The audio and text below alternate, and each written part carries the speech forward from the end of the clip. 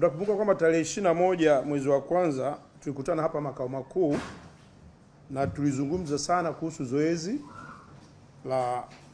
maalum la kukusanya vitambulisho vyote vya taifa vilivyokuwa katika ofisi za kata, vijiji, mitaa, vitongoji na shehia kwa ajili ya kuvirejesha katika ofisi za wilaya, ambapo tulifanya hivyo kutokana kwamba kuweza baada ya vitambulisho vingi kukaa muda mrefu katika ofisi hizo na wananchi wengi kuwa na malalamiko kuweza kutokuvichukua na vingine vilianza kuchakaa.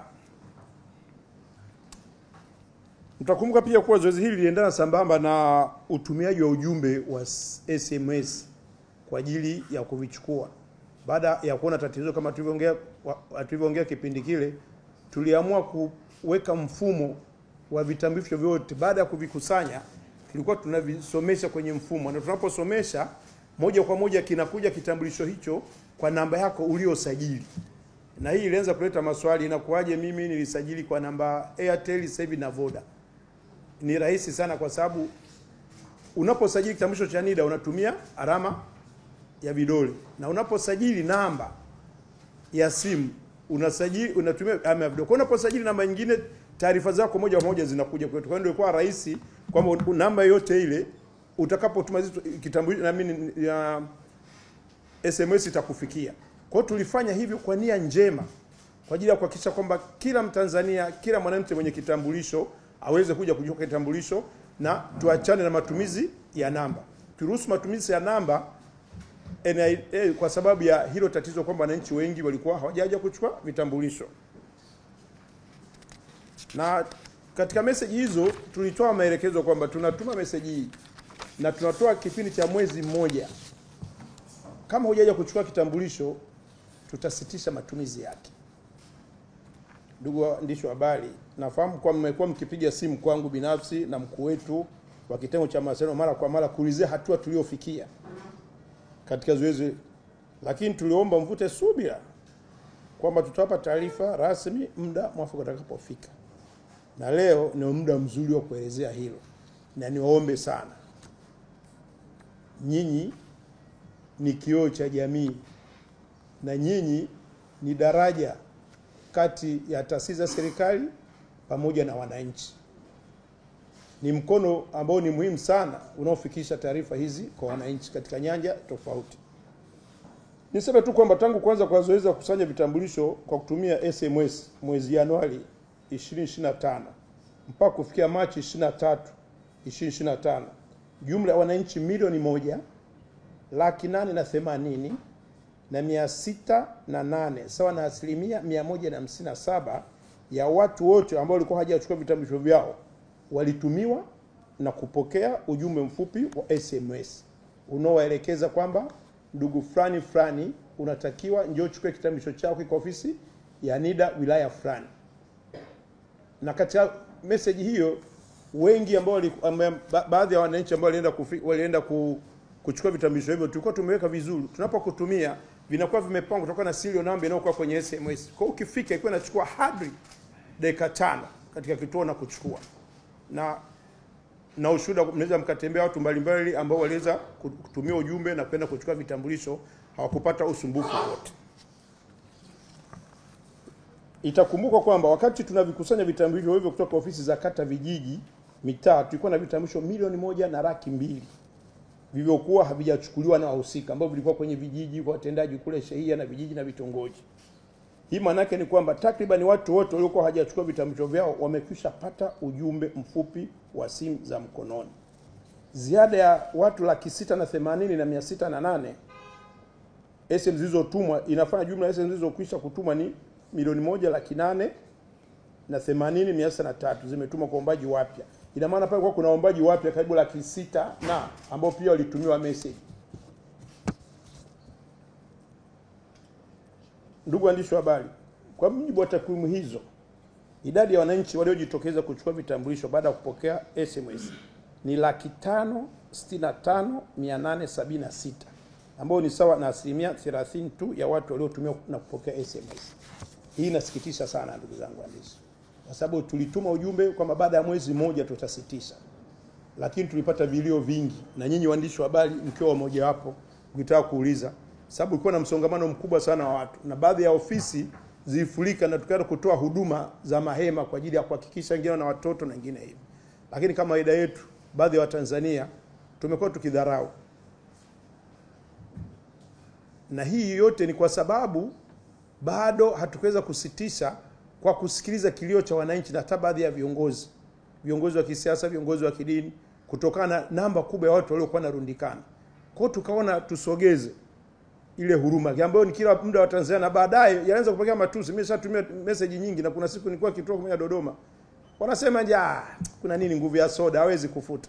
Kwa hiyo maana kila mtu ana message hiyo, lakini wengine walikuwa wakifika anasema nilisahau au nimefuta. Hivi kweli jamani, utumiwe message kwamba unatakiwa ofisi ya TASAF ukachukue milioni 50, utafuta hiyo? Lakini why vitambulisho?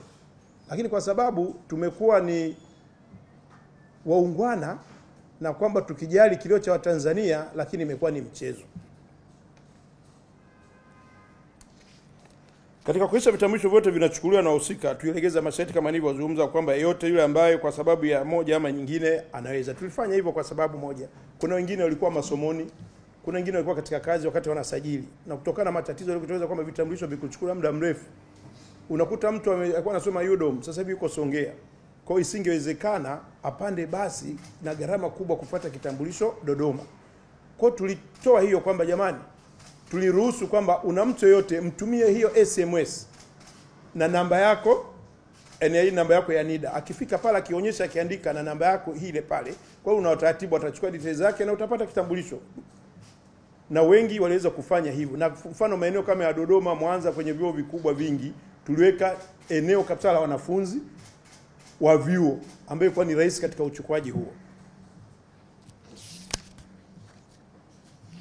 Hata hivyo, pamoja na jitihada zote hizi, ni dhahiri kabisa kwamba kasi ya kujitokeza kuchukua vitambulisho vyao bado sio ya kuridhisha. Na kama tulivyojua kusema huko nyuma, miongoni mwa sababu zilizochangia kusuasua vitambulisho vyao ni kuwa na matumizi ya hizi ni namba za NIDA. Na kwa sababu hatukuchukua hatua, kwa wananchi wengi wamejua kwamba hizi ni nguvu za soda, na bado tuna vitambulisho vingi. Tuna vitambulisho vingi na 30% tu ambavyo vimechukuliwa. Ndugu zangu waandishi wa habari, kwa kuzingatia kuwa tukishikisha tume SMS kwa watu wote,